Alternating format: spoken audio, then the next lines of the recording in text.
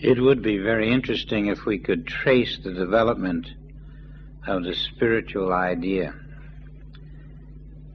somewhat as they trace developments of the field of exploration and other fields of industry and so forth. In 1492, Columbus found a physical continent.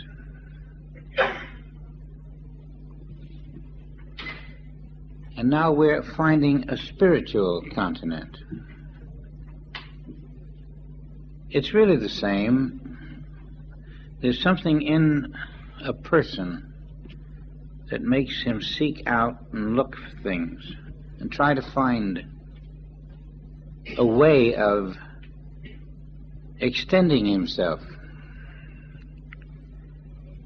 And that's the way it's always been with the human race. When you send your kids to school, there's 30 kids in the class, and you look at them, they all look the same. They're all there. Some are bright-eyed and some are not. But you look closely, and you'll find the seeds of something going on. One child, you can tell, he's got artistic talent. The other child is serious. He's going to do something of a nature that seems more adult than he is.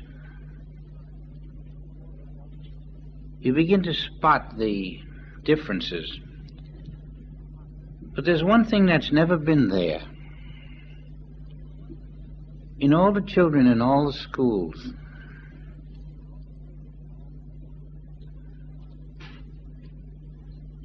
we never spotted an immortal.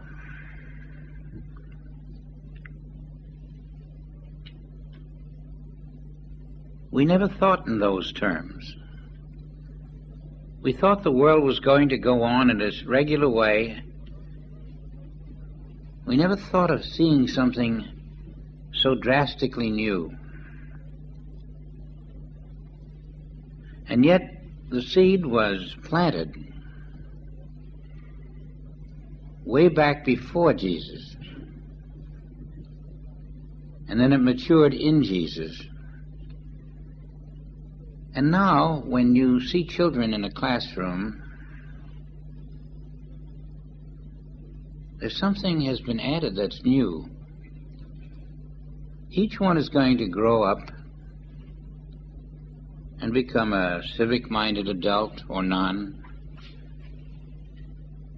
Each one is going to study. Each one is going to develop. But like in the past, there was a place where everyone stopped.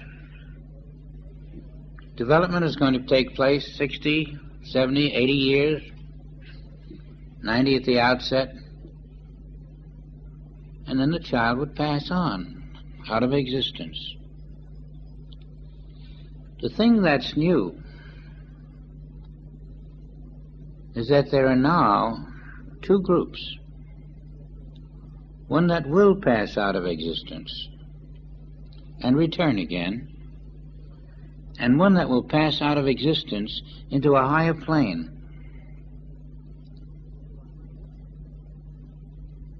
We can begin to look for that. We can begin to even sponsor that, encourage it. And I'm sure that encouragement won't come in the classroom.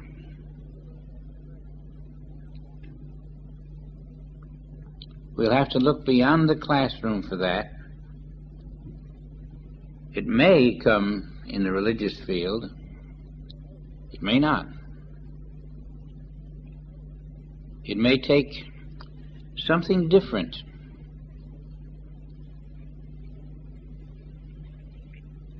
to encourage a young child upwards out of the pack into the rarefied atmosphere of a spiritual seeker. And I think that leaves an opening for many people to have a new kind of life for themselves, bringing children into the spiritual life.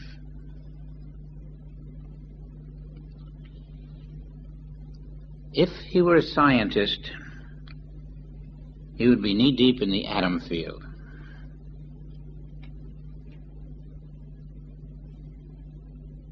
He would be a type who has seen the growth of atoms and has labeled man an atomic man. Then he would see the growth of microatoms, and man would be a microatom man.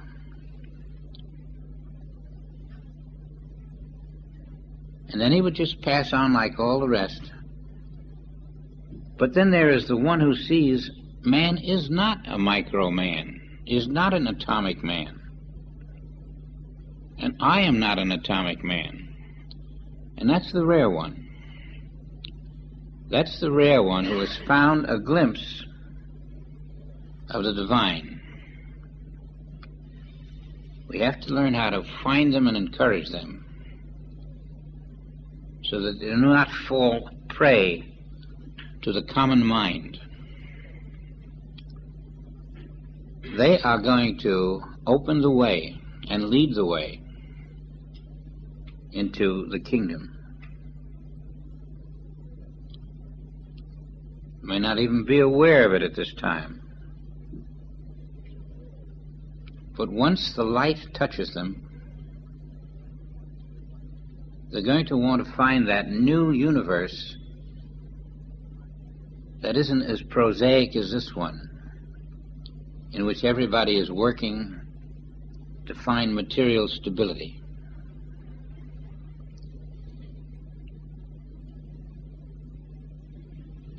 There's a new field open,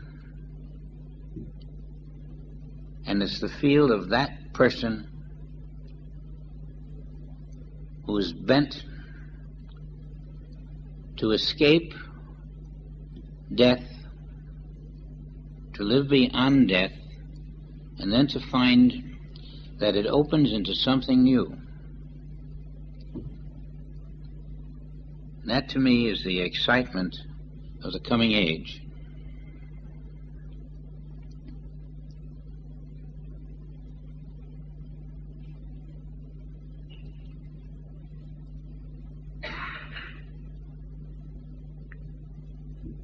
We find that man is not atomic,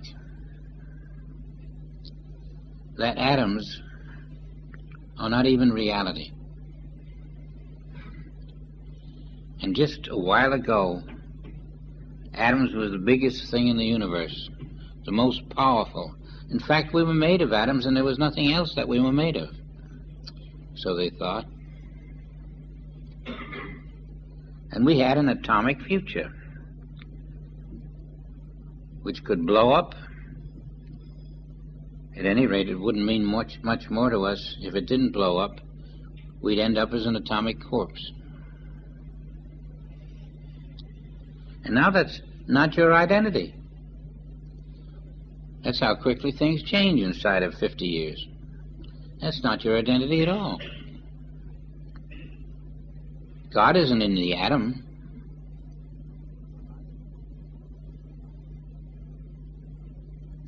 Your body isn't made of atoms at all.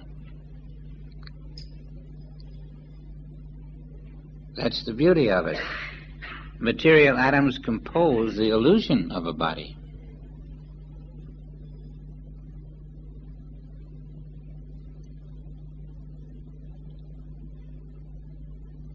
And that is not the body. Nobody has seen your body. Nobody has touched it.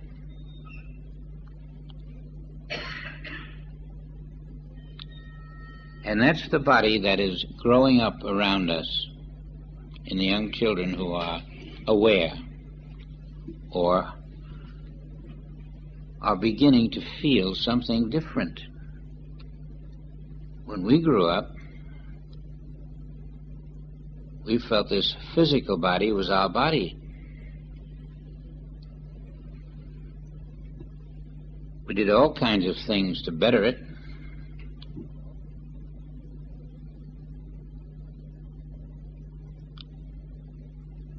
can't pump iron for a spiritual body.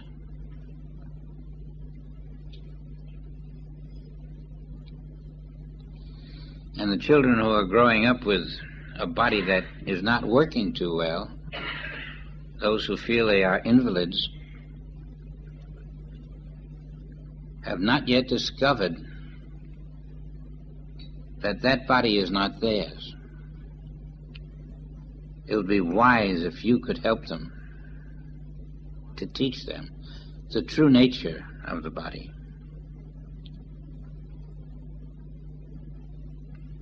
The minute they begin to realize the possibility that they have another body and look into it and find some reason to pursue it a little further, they will discover that they don't have that invalid physical body at all. And it will surprise them as well as you that they outgrow that body when they find the true nature of body is spirit.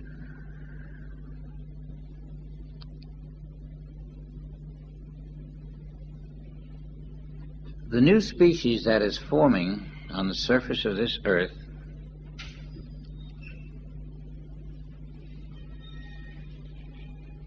is the immortal man.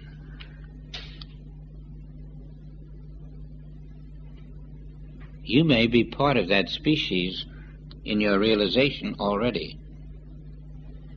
But if you're not, you will. Because that's the only place you can go up.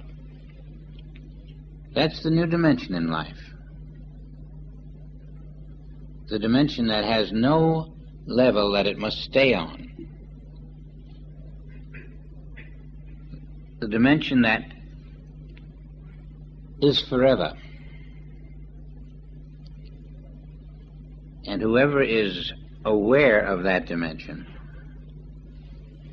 will make the shift in consciousness toward it, and we become part of the new breed growing around us. It is not going to be long before you are calling each other immortals, because that is where you have been trying to reach. Everyone in the religious field, without exception, has been reaching for immortality and has not known that they were reaching, has not known or defined their goal. They hope some way that they would be something else in another world. How they would get from this to that was a big question mark. But generally the idea was that after I die, I'll go to heaven. And it was all very vague. Then they'd look for their parents in heaven. And how they would look, I don't know, but they would try to contact their parents. These were some of the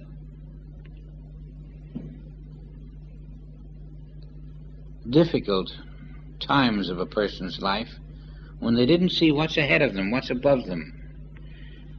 And they tried so hard to find something that had happened to their parents to encourage them to think they were moving on a path toward God. And all they were doing in that time was being moral, maybe. And that's what they were doing to find God.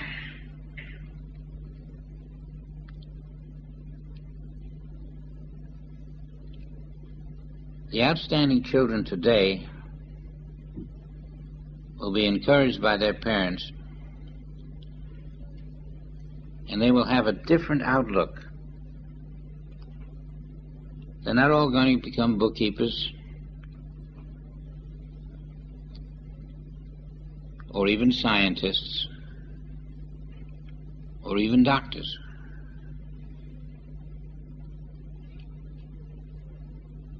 Nothing in the material world can bear fruit beyond its temporary appearance. Then it's through. It's over.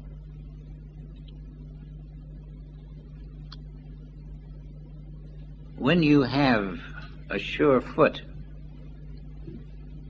in your spiritual growth, when you know what is expected of you, and you have already disengaged yourself from the limited field by not being finitized into such and such a type of employment,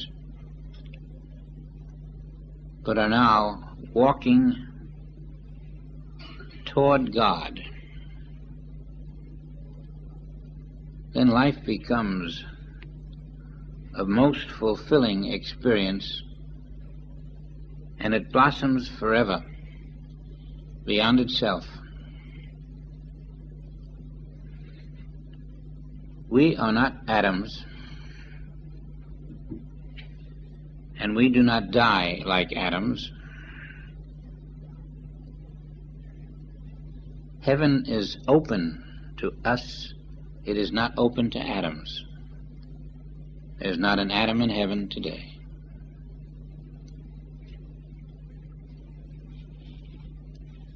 And when the atoms are human bodies, there's not one gets out of this world alive.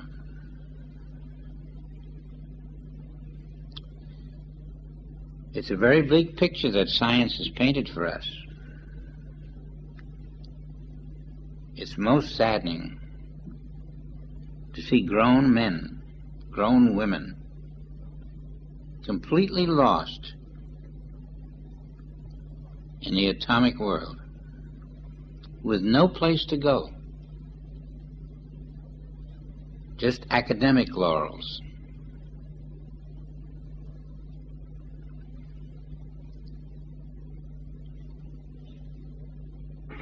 If they could see it as deadness, which is what it is,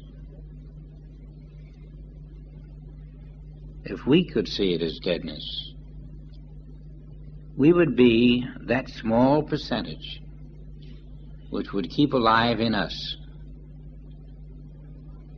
the need for feasting on spirit. And we would find spiritual food all around us available.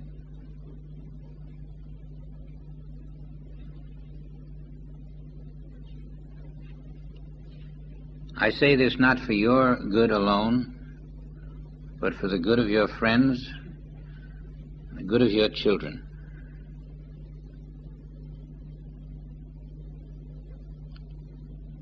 We must convert now to a world of spirit.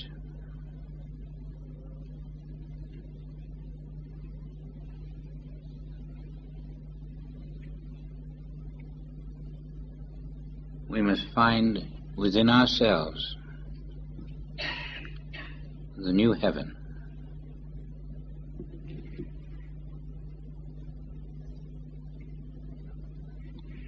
This will spring up around us as we develop this Christ attitude, and in the level of the world which has no place it can go, no place at all, out of it will spring a new world, a new heaven, a new earth. We will be part of that growth. It is the only direction we can take which leads to life and not death.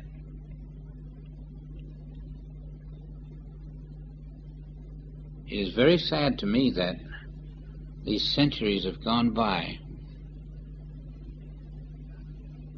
with men and women knowing no more than that they must die.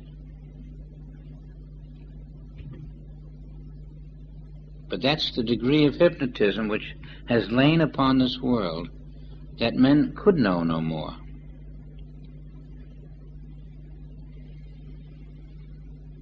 And the death of people was not the death of their souls, but the death of their human bodies. Just think of the amount of money and time poured out to get an education, let's say, a college education, an ordinary college education. Just think of what is spent for that, and how much time is spent for that. And what does the child do with it now that he's an adult? He worries about where he should work, who for. He goes into a swamp. Sometimes he grows to be head of the corporation, and he buys fancy art, fancy furniture, fancy home. He's still in a swamp. What gets him out of the swamp is that view of the kingdom of God on earth as it is in heaven. If that does not come to him, his heart will stop beating, and before he knows it, he's in a coffin, and there's no Jesus to come along and say, "Awaken, thou that sleepest." He has devoted his life to human things, and it is over. Now, I know you feel something in yourself, but that is not for you.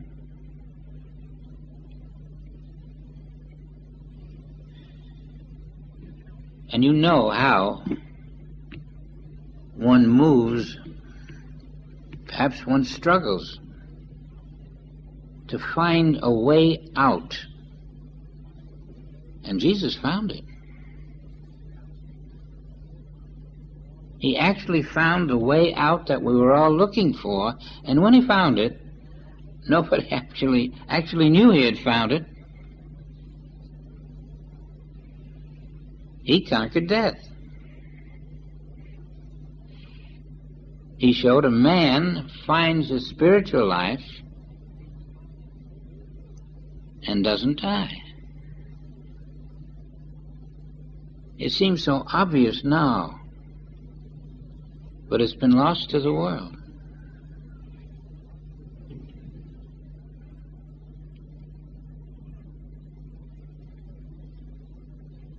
There's a new person born among us when you understand this and respond to it, and a new identity. You look like the same housewife, the same businessman.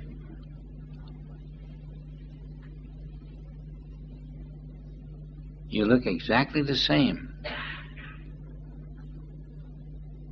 but your identity shifts. I'm not a person. Imagine, I've been in this world a number of years, and all of a sudden I realize I'm not a person. Now Jack, my neighbor, is still a person. And over here, Jack's son, he isn't going to be a person. But Jack's going to remain a person. He thinks that's all he can be. That's the end. We're looking today at a different universe where persons are no more. Even the one who thinks he's a person isn't. Now that's startling. That's like Columbus discovering a new world. A person isn't. The Spirit of God is there whether the man knows it or not. And I can help bring that Spirit to the fore. Why do I treat him like a person if he's not one? Why don't I treat him like a spirit? If I treat him like a person, I must act like one myself. So therefore, what he's requiring of me without knowing it is I be a person too. but I can't be. I'm what I am. And what I am is the spirit that he is, and I must act like what I am. That means things in my awareness are not the same as things in his awareness. I can't say yes when I don't mean yes. I can't say, well, we'll do it that way if I don't mean we'll do it that way. I can't see a world of error. It's a different universe for me. And therefore, for you to live in your true universe, you must be true to it. Even if you have to say hello to a person, you don't have to believe he's one. Whatever he looks like makes no difference. In order to free yourself into the new thought of God on this earth, you've got to act like it. You've got to break the shackles. You can't go around saying, I'm going to be one way and I'll treat the world another way. You've got to be that way in all you do in order to be what you are. And time is not meant to be spent in a divided consciousness. We have divided our consciousness so long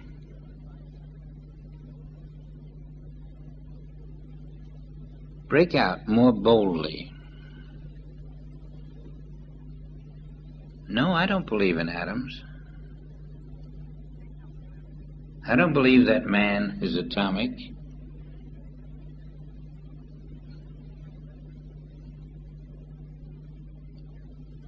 I believe that man is spiritual.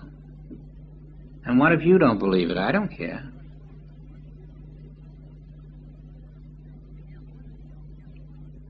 I can't go on talking a lie just to have you be more harmonious with me. This is a spiritual universe. And if 9/10 of it doesn't realize it, it still is a spiritual universe. And I must live in it as a spiritual universe and a spirit in a spiritual universe.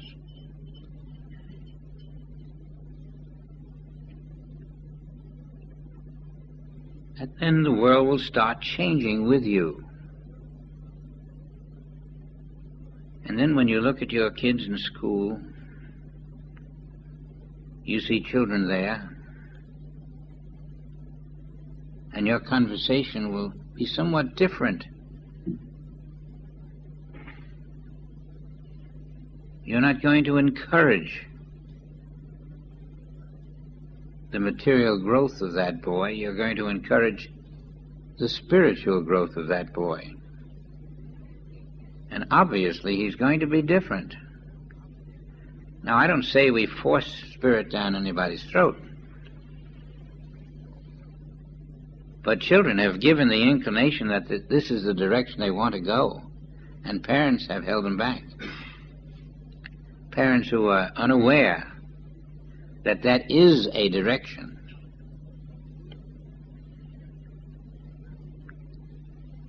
This is how the world turns. In 50 years, you won't recognize the world at all. We'll have spiritual people appearing in it. And although it wasn't that way in your day, we'll have immortal people appearing in it. They won't be called people.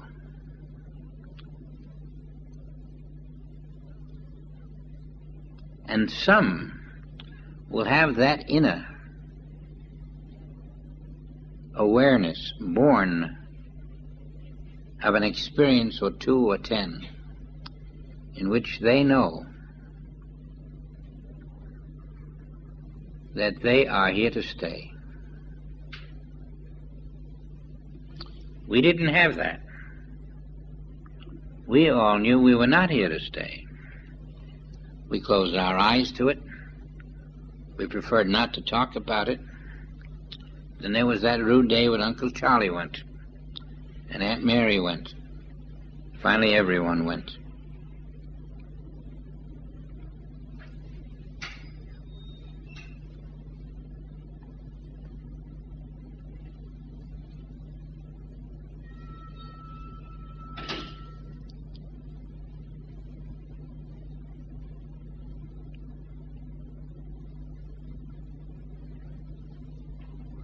Each of us comes from a long line of antecedents. When we all think of our parents,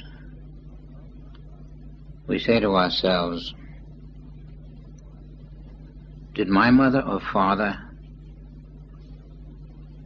have a feeling about the Spirit? Did he or she encourage me to have a feeling about the Spirit?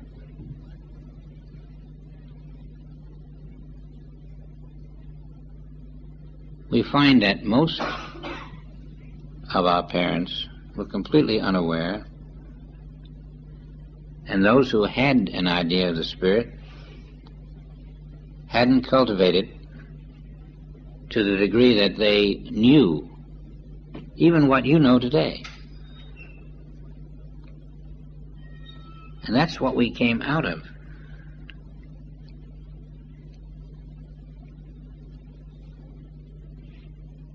I would like to feel that the new generation will not look back on what we came out of, but that they will come out of us. They will see a world with no top on it, a world that is infinite, in which the will of God is prevalent. It will not be a world in which nation is against nation, color against color, religion against religion. That's savagery. That's materialism at its worst. I'd like to feel that we can bring them into a world which has light in it,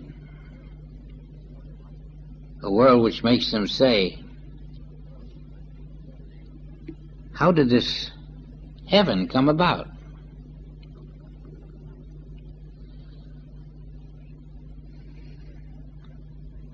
If each of us has that foremost goal, you will find that it more or less sets the tone for all of your life. You never feel like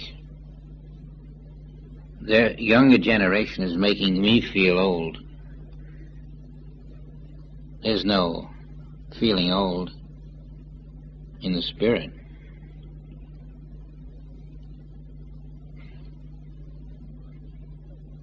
This is the glorious present that we face. This is the opportunity. We are the ambassadors of the Father. His Spirit is our Spirit. We spread the good news over the face of the earth and beyond, into the new earth, into the new heaven. The new heaven and the new earth that we see because we are looking past the world of atoms, the world of matter. And we are not looking with human eyes. We're looking with the Christ vision. The Christ vision that we develop, that does not see any matter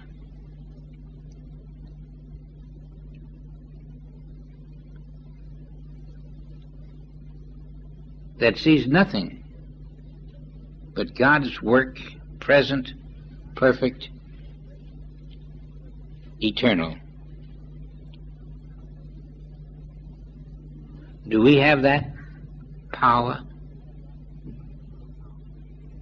The Bible says we do.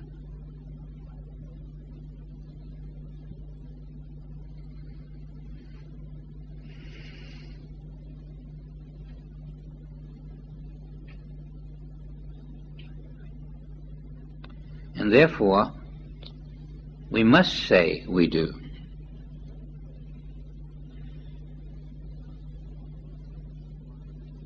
For the voice of the Father speaks through us. It is not our voice at all.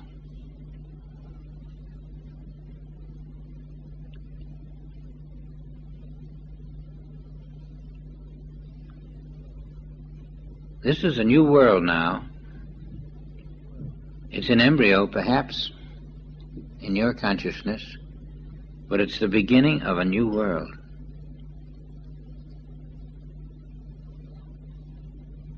It will attain that which has been here forever.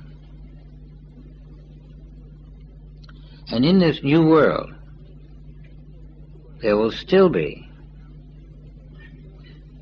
many concepts that we disapprove of, but there will be a loosening of the belief that they are real, and an acceptance will not be there. We will lose the concepts, and as we lose them, we will experience them. But that is how we will lose them. They will pass away. It seems like a far way before war will break out again, before we will lose the viciousness, the primitive nature that regards other people as our enemy. But we're closer to it.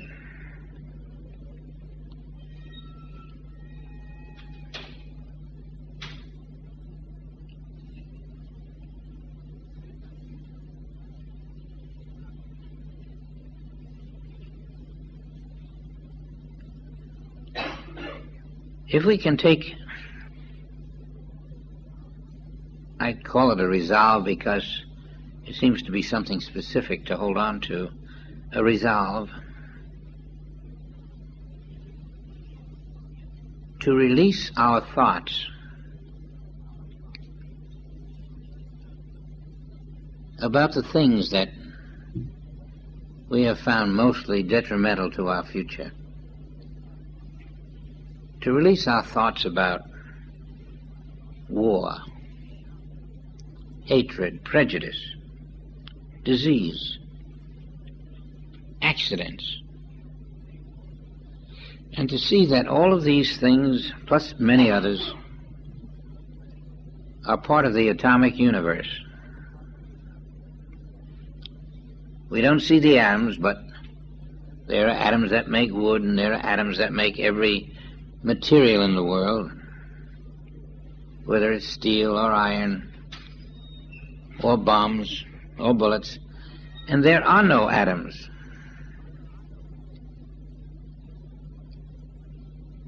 None made by God. And yet all of the atoms in the world play a great part in our daily life, even though atoms are not the creation of God. What are we doing with them? It's only the atom of us that does work or believes that the atoms that are not of God are here. Now, you can't ask the world to drop their belief in atoms. It's very real to the world. It may be real to you. But you've got to see that unreality of an atomic bomb the unreality of every weapon in the world, and the unreality of a body that must be saved.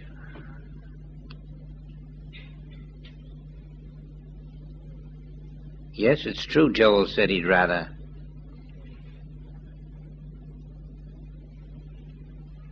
himself to be destroyed than the body of another. But he knew that he couldn't be destroyed, that's why. Just as Jesus knew he couldn't be destroyed. And he was demonstrating that matter, in those days it was called matter. In these days it's shifted to atoms. He was just showing that it was a nothing. He wasn't even made of matter. Take what I am. I'm still alive. When that sinks in, we'll say the same in this century.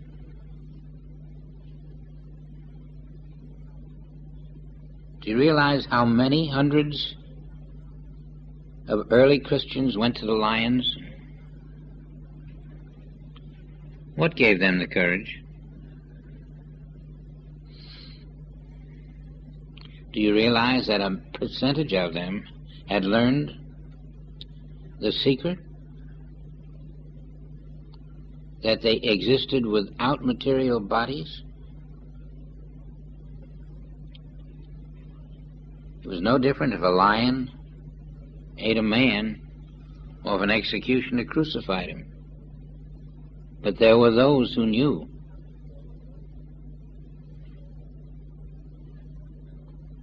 We today must look at this atomic world and do exactly what John said. If a man loves the world, the Father is not in him. The atomic world, you never heard a statement like this. The atomic world has no reality. It can blow our heads off.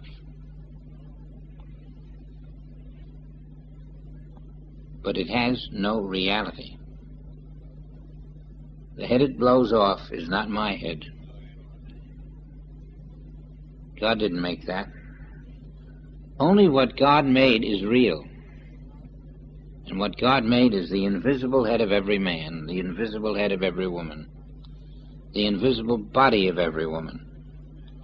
God made nothing finite. It's time to get a mature idea of God,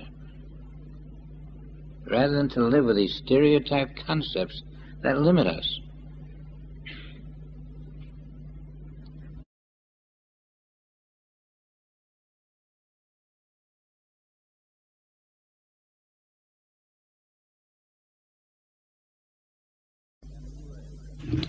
And a new earth. For the first heaven and the first earth were passed away, and there was no more sea.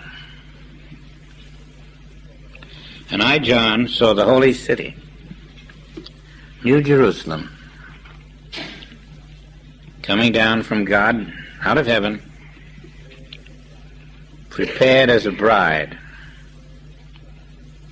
adorned for her husband.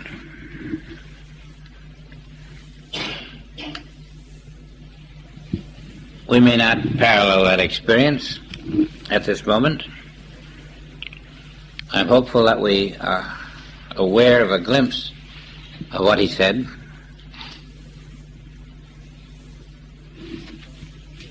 John is going through the experience of a change of consciousness that is undescribable. Something that has happened once in a lifetime.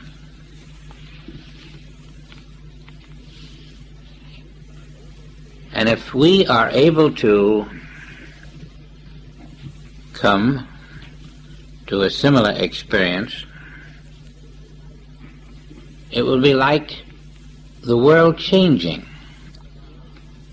in front of our eyes.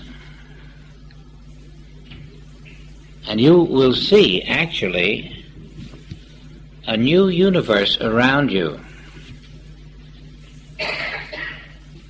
and a new source of life for you, and a new type of government. Everything will be new. When the consciousness is lifted to this point,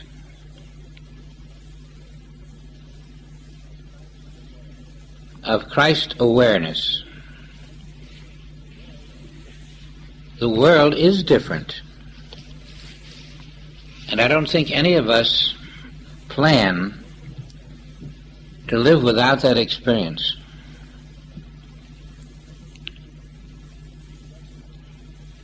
Because it's a sign that you have achieved not only what you want to achieve, but what God wants you to achieve. And if we keep in mind that our lives ought to be dedicated to what God wants us to achieve, then our goals will be high.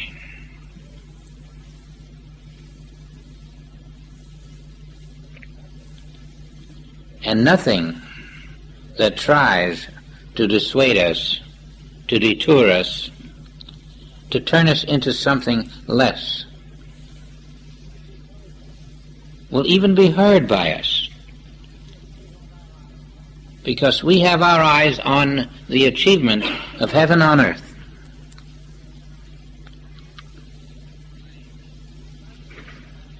And because we have our eyes on that, we're going to find a way to keep lifting,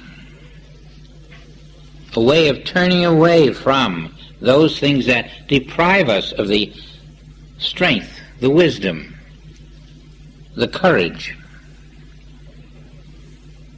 Everything will be in one direction, but mostly we will have reached the point of deciding that we can only do it with God's active help.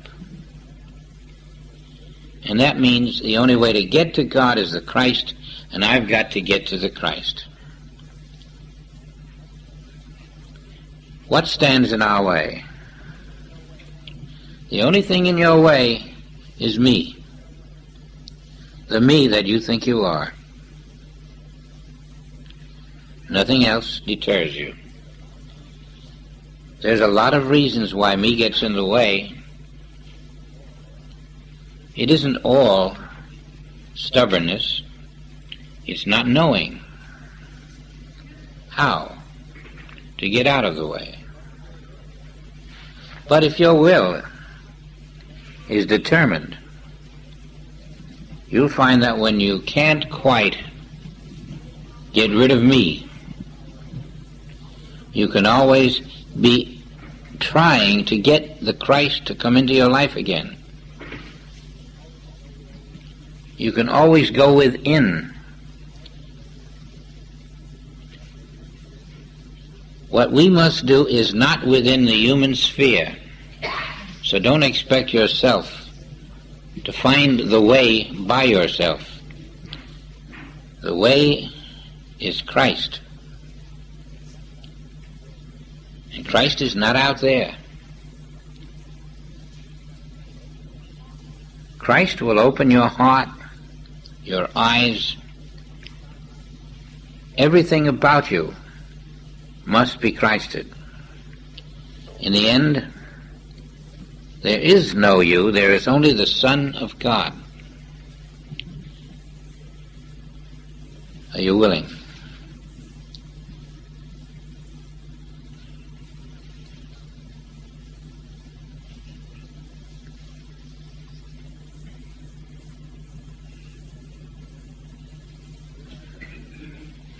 You have maybe 15 years to do this, maybe 25, maybe 10.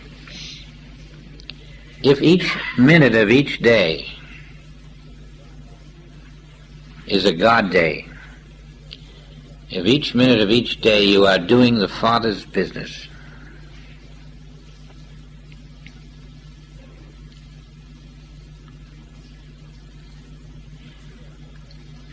you must realize that 5 years from now you will be very, very advanced.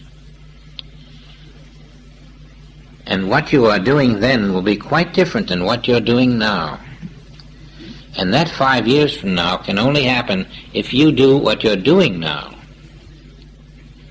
Later, you will find that you are quite a veteran, and you have the Father well isolated in your consciousness so that you can see, so that it is clarified what you are to do. And from this comes the full blossoming of your Christhood. Try to imagine what you're going to be involved with. How you will be a force for all that God is.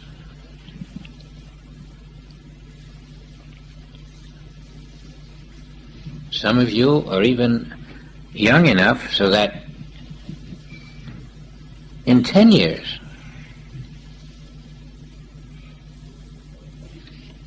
you'll be so advanced that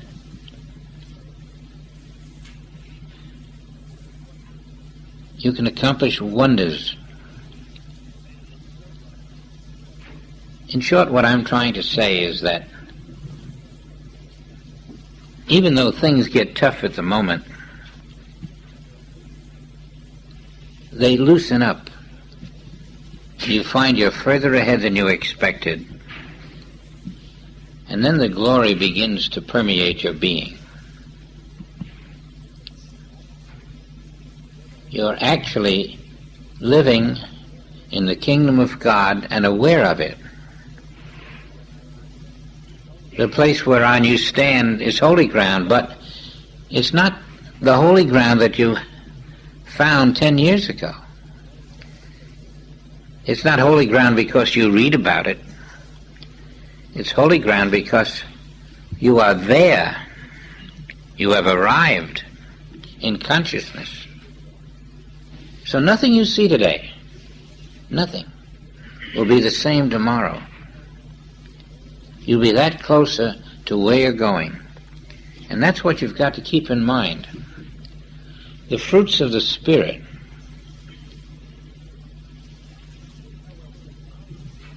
there's no way to describe them.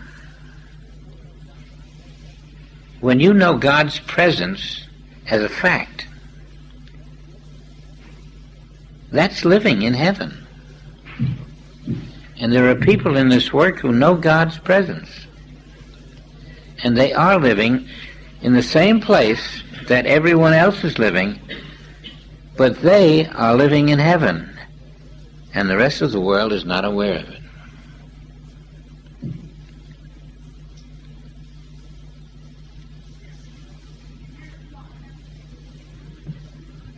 When we look at the atomic universe, we have to learn that we are not in it. You can't be in the kingdom and the atomic universe.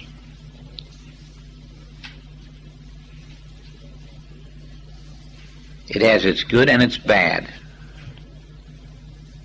We're not in either of them.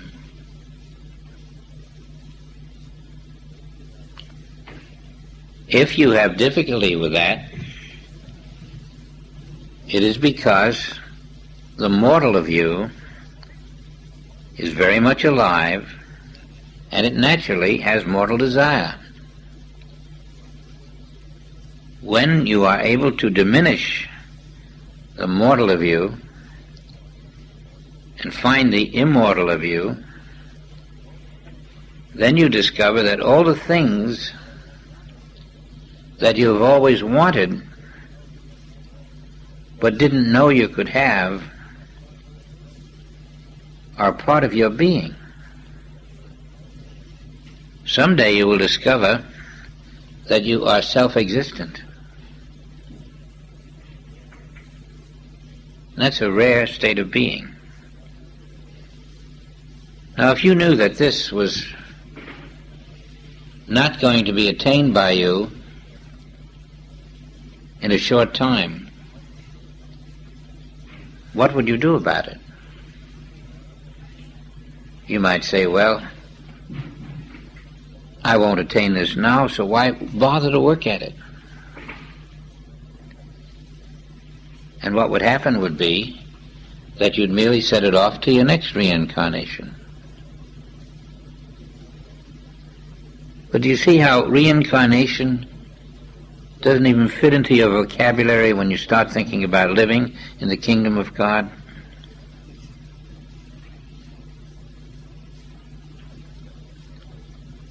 I'm not looking forward to coming back to finish my work. I'm looking forward to rising above this earth to finish God's work, to be entrusted with more divine responsibility.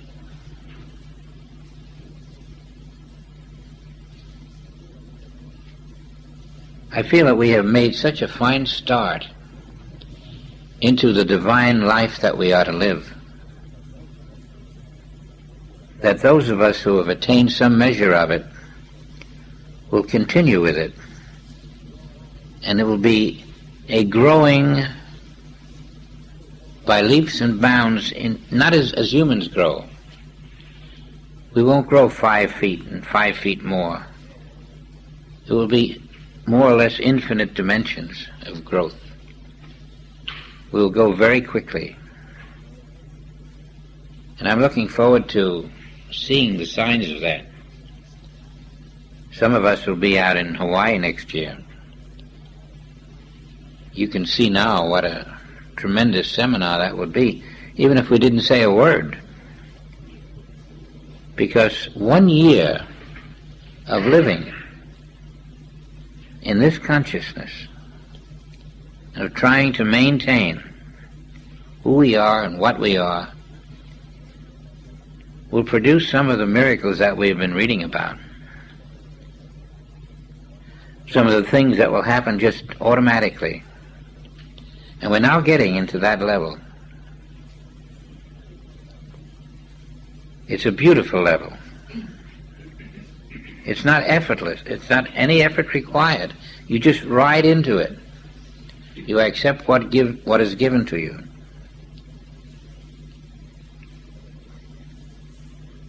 But it demands constant work on your part. It doesn't come easy by itself. It demands someone who is staying there and going through all of the daily work that must be done of seeing that I am not like the world is. I'm probably the only immortal in my community. And I've got to work on it consistently, or else I will lose it. Now here comes the problem. How did that get into an immortal?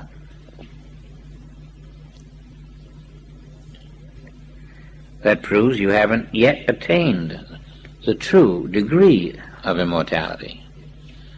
But why is it there? It's there to help you become an immortal. If you don't have problems, you don't have progress.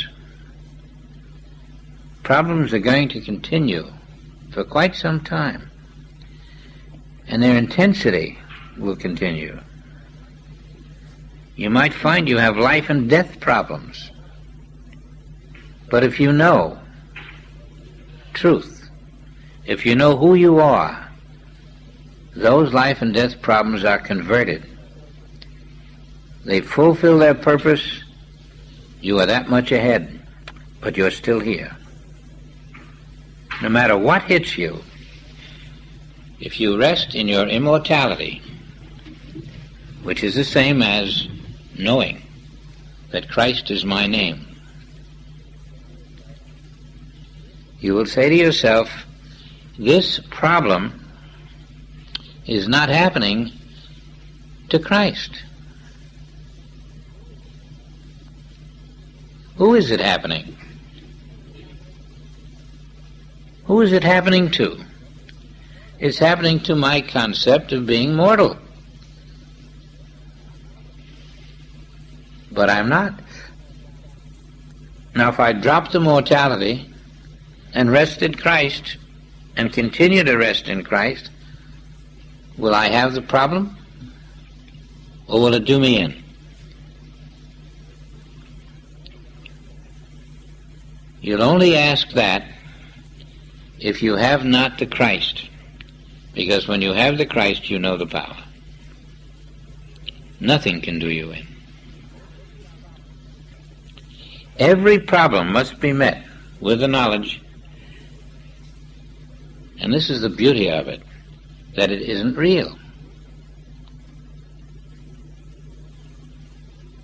If it's real, or you think it's real, then you have not attained your Christhood, or you do not accept your Christhood.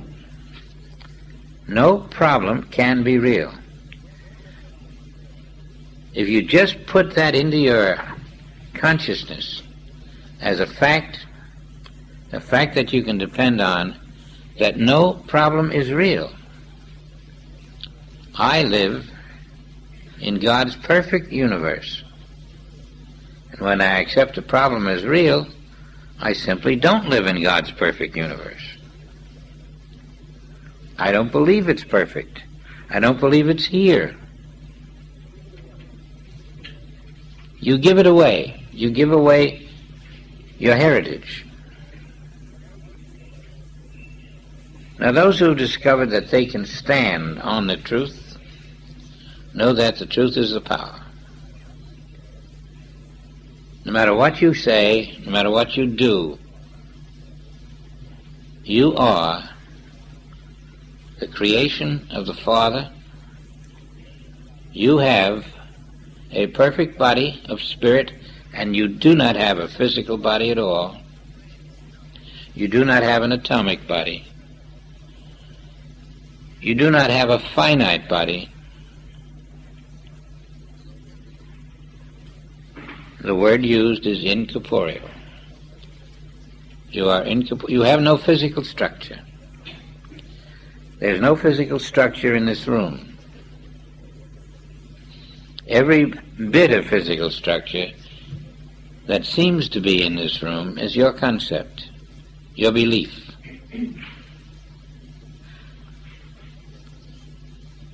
And your pains are in your belief, in your concept. Your emotional problems are in your concept. Any problem you have, when you stop and rest for a moment and realize that I am not sitting in this body.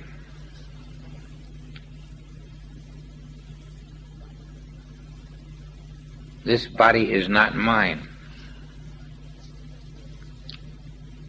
If you think you're pretending, you haven't risen to the level which is able to see and feel and know the truth. We are not physical creatures with physical bodies. Oh, how you have to work at that. And you know, it doesn't come through your thinking about it.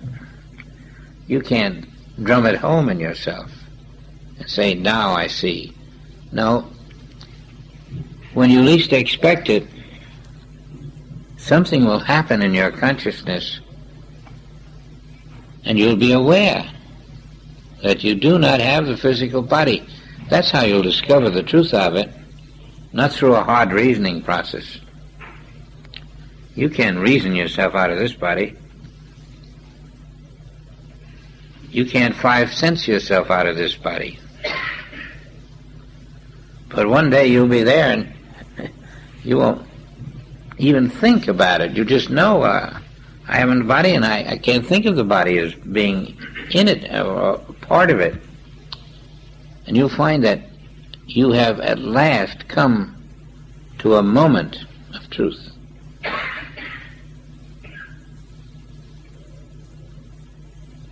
It's very necessary to come to the level where you're aware that there is no body. Now, there'll be pain if somebody hits you. You have no body, but there'll be pain. Because it's hard to just lose all concept, throw it away. You just can't wrap it up and put it somewhere on a shelf. You have to lose the concept gradually. You have to lose the sense awareness gradually. But that's what you're building, the other concept. The other concept is not a concept, it's a fact. I have an invisible body, and I don't have two of them. Just one invisible and no visible.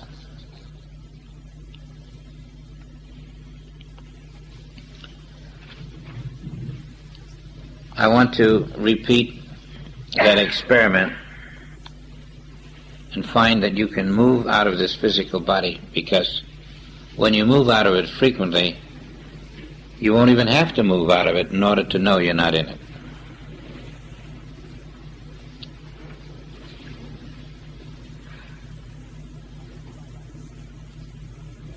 This body is the result of your consciousness. That's why it appears here. You have an inner consciousness which becomes your outer body.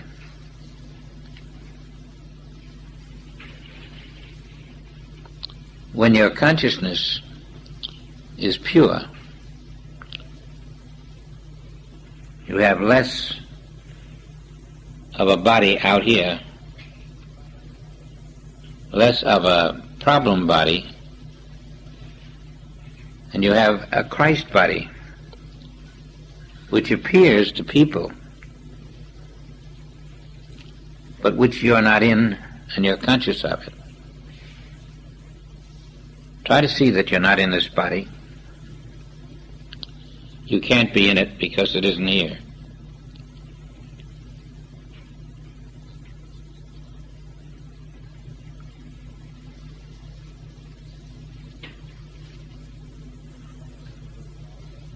This is the same body that feels a lot of pain when you go to the dentist. See that you're not in the body that feels the pain at the dentist. And try it sometime when you go to the dentist.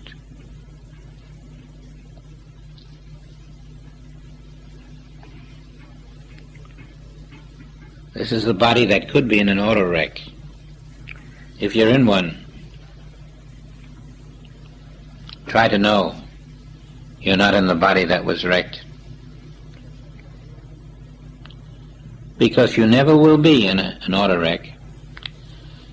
Your concept of body may be, but not yourself, and not the self that finds the new heaven and the new earth. It won't be in an auto wreck. Nothing will ever hurt the real body. And if you can rest in that knowledge, it will be much more pleasant on this earth. All that can be hurt is a concept called pain that you experience in your human mind.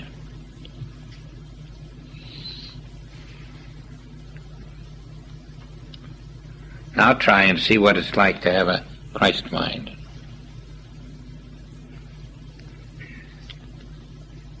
In which pain is impossible.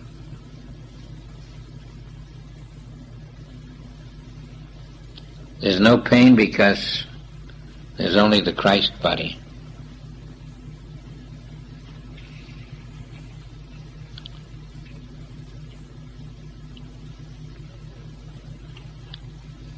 And you're feeling lighter now.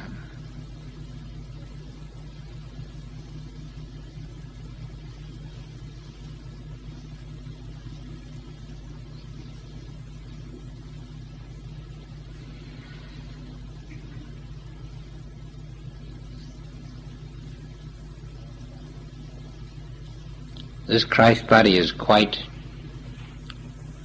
active. It wants to leap in every direction. It's not set down in one place like a physical body is.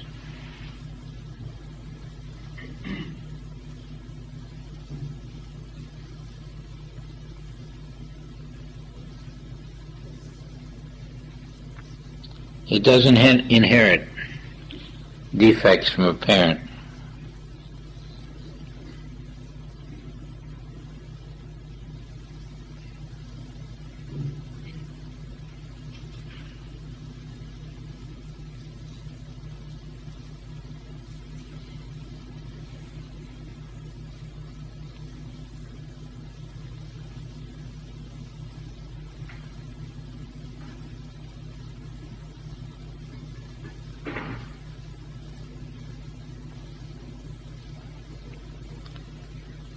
It's possible to experience death in the physical body, but the Christ body is aware that death has not occurred. When there are scenes in the Bible of the boy and the girl, and even Lazarus, that's because the Christ body is not confined. And you feel it.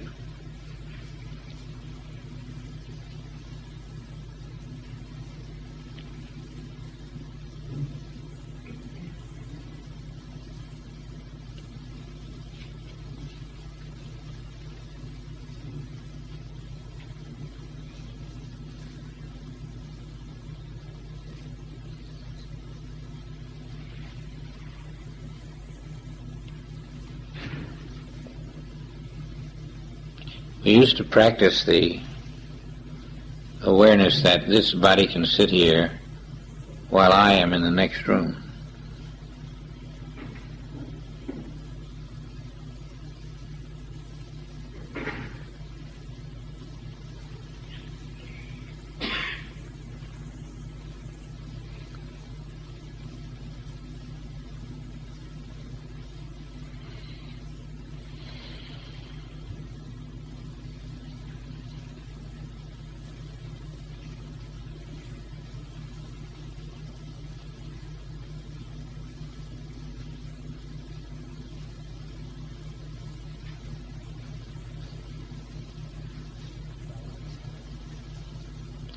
This body will never hold you back. Your consciousness is free of the body.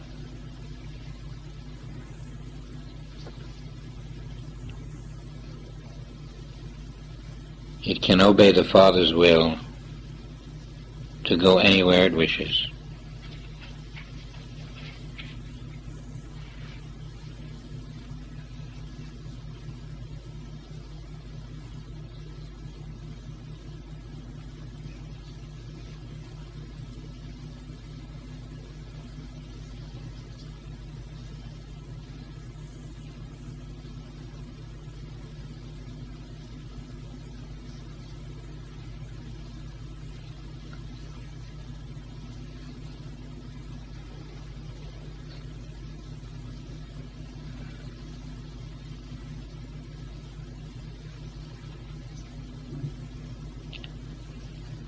There's not even one atom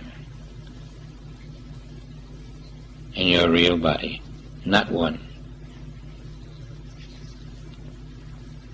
There's nothing there to pain, to break, to grow old. It's an eternal body. And the quicker you are able to experience it, the quicker you are experiencing what is always yours.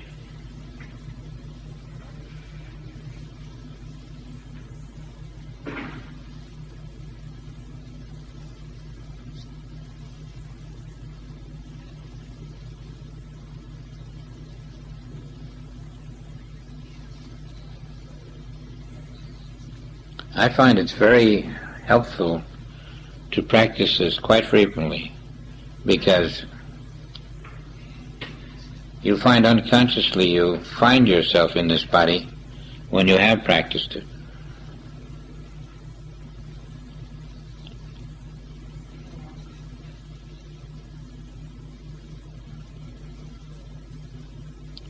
You can be 100 years old, and someone else can be 20, and both are in the type of body which knows no age.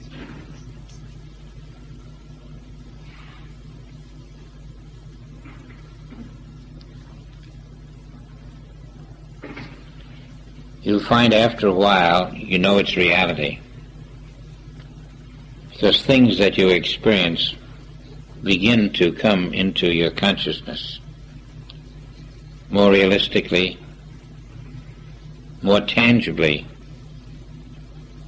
and you realize that you have been out of the body without knowing it.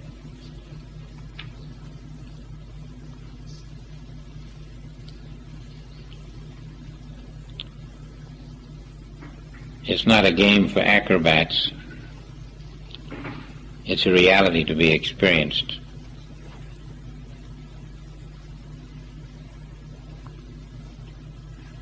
Don't be surprised if you find yourself thinking you can walk on water.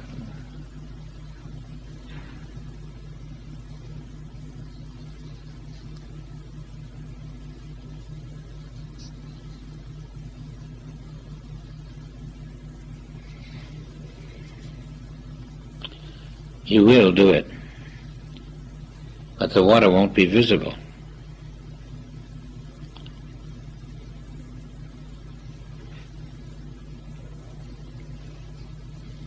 And when you're walking on the water, that's how it will appear to someone else. You won't be walking on water. You'd get wet if you did. But there's no water there. And you walk there, where the water appears to be. The water is not there. The water was not where Jesus walked.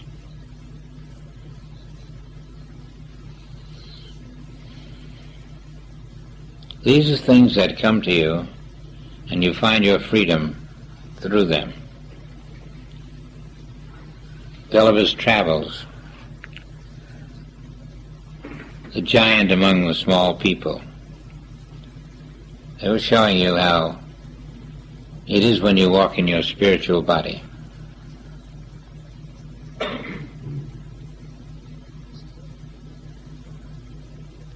The importance of this exercise is that you get to feel a different level than the human self.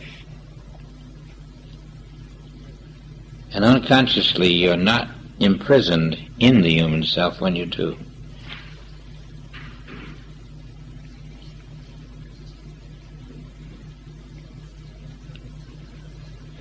If you found yourself imprisoned in an elevator, if you had had some degree of success with this type of exercise, it might surprise you that you're not very worried about being imprisoned in the elevator.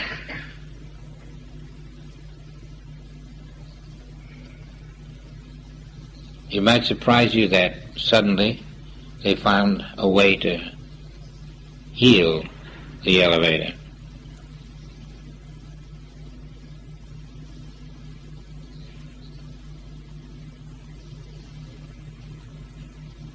When Peter was in prison,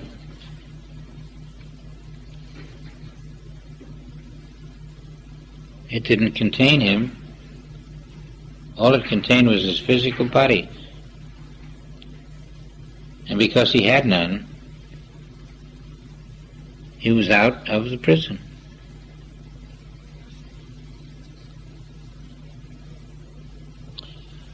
It sounds like a miracle, but it's a reality.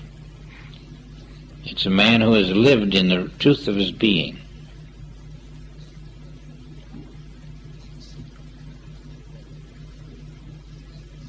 We must be ready for the unusual. because to attain freedom, we must realize that there's nothing that holds me prisoner. All that stops me is my own awareness, and as that increases, I will be freer and freer.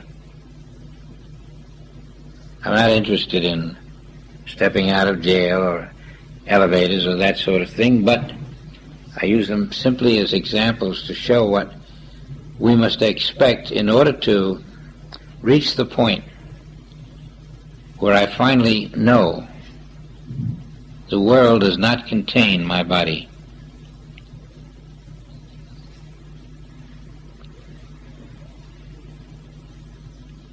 We had to walk through the world in a different kind of freedom than we have ever known.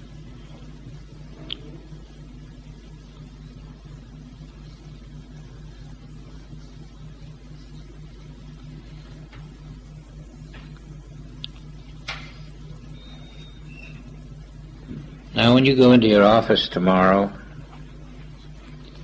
you'll still be what you were today. But the awareness of the fact that those walls are not there, that floor is not there, that ceiling is not there, and that your body is not there, is an important remembrance to bring you the Christ experience of living in a non-physical world.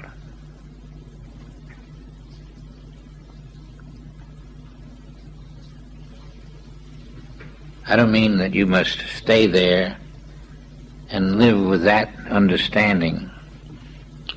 You never get any work done. But from time to time, bring it to remembrance.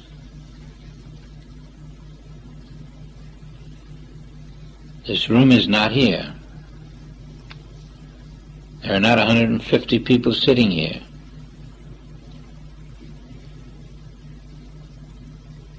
What is here is what I cannot see. The Spirit of God is here. Someone coming into the room will see the 150 people. If I open my eyes, I'll probably see the 150 people. But only the Spirit of God is here. You've got to establish those truths,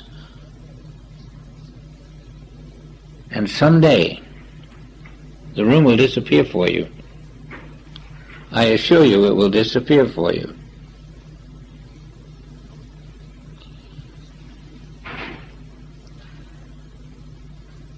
You may find someone standing in the room, but it won't be a person.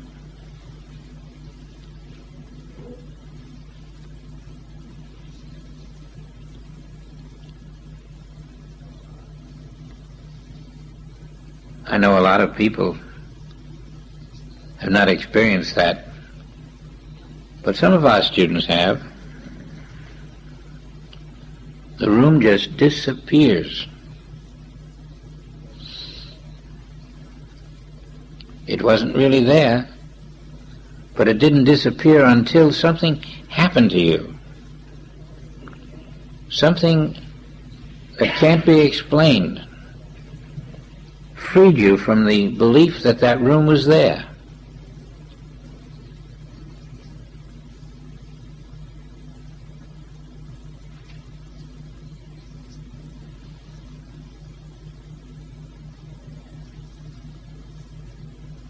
Now, when that happens, there's nothing can take away that experience. Nothing can make you believe it didn't happen. And as you think about it, you will realize that you have been in the spirit world. And you have seen form, but it's not corporeal form. It's form on a different level. But it's real form. And that all comes from the practice, from time to time, of knowing the unreality of the forms that surround you.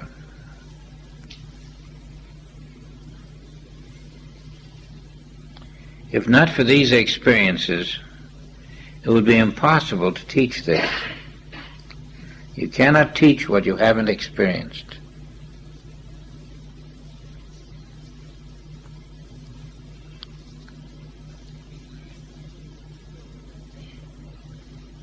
And in the experiences, sometimes you're brought face to face with a degree of knowledge about the source of the power that courses through your invisible self. And you're told sometimes about that power, how it can only be used for good. It can't be used to hurt anybody.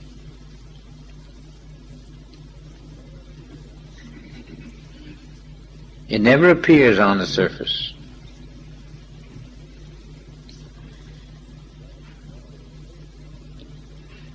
And then you know there is an invisible universe around you, a living universe.